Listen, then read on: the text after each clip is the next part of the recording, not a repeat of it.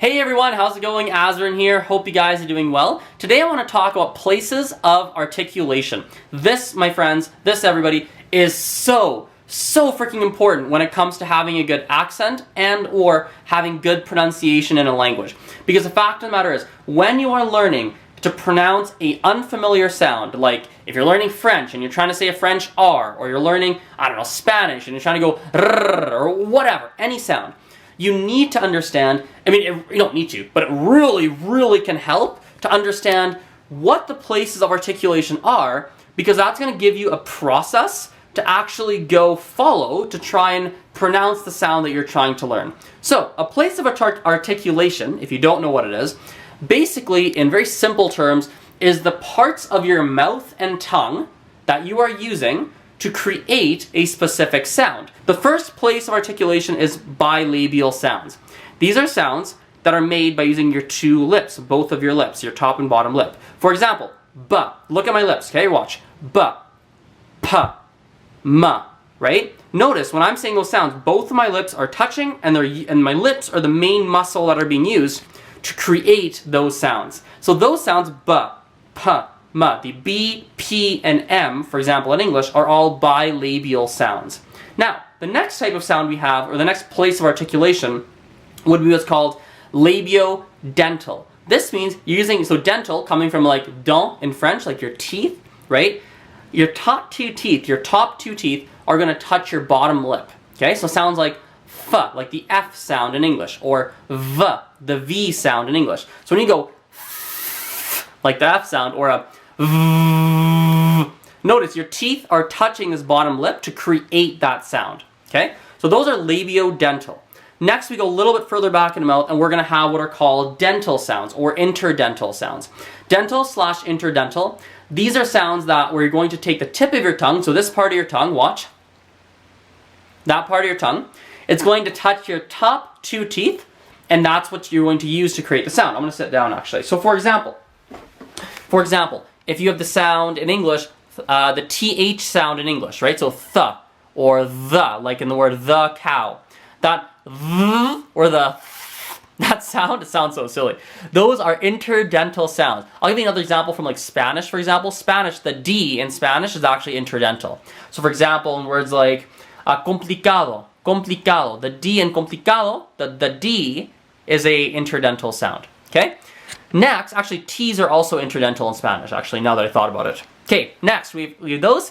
We go a little bit further back in the mouth, we have alveolar sounds. This basically is a sound where you take the tip of your tongue, okay, very tip of your tongue, you're going to place it a little bit behind your top two teeth. This is used to make sounds like N, or T, or D, like the N, T, or D in English, okay? So if you're saying na na na na na ta ta ta ta ta da da da da, notice the tip of your tongue touches the roof of your mouth right up in the front, okay? Those are alveolar sounds.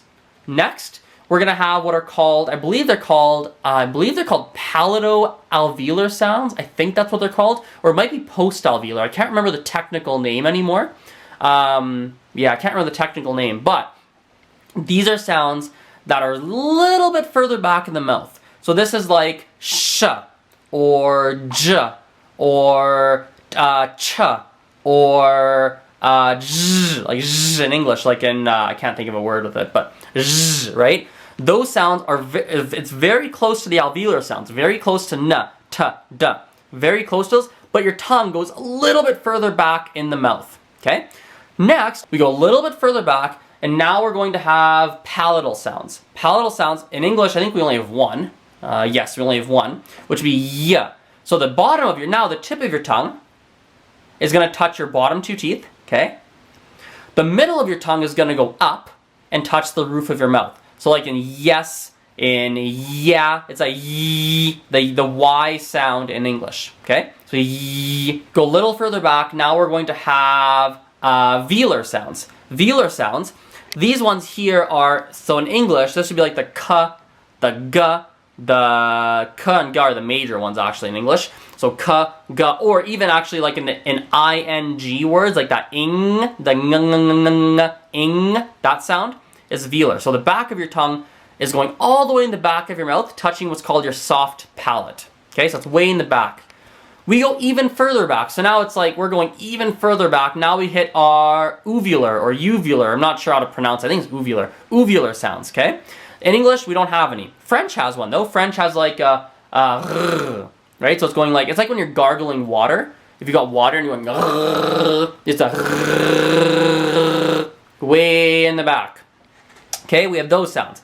We go a little further. Now we're gonna have, we'll have like glottal sounds. Glottal sounds, I'm not gonna spend a lot of time on this only because there's not really that many. It's not super common, but this would be like if you were saying the word bottle, for example. Bottle with a bit of a British accent, you might go bottle, bottle. It's that little stop when your voice stops from one. Bottle, bottle, bottle, bottle. It's that sound. I'm not gonna spend a lot of time on it because it's not overly common.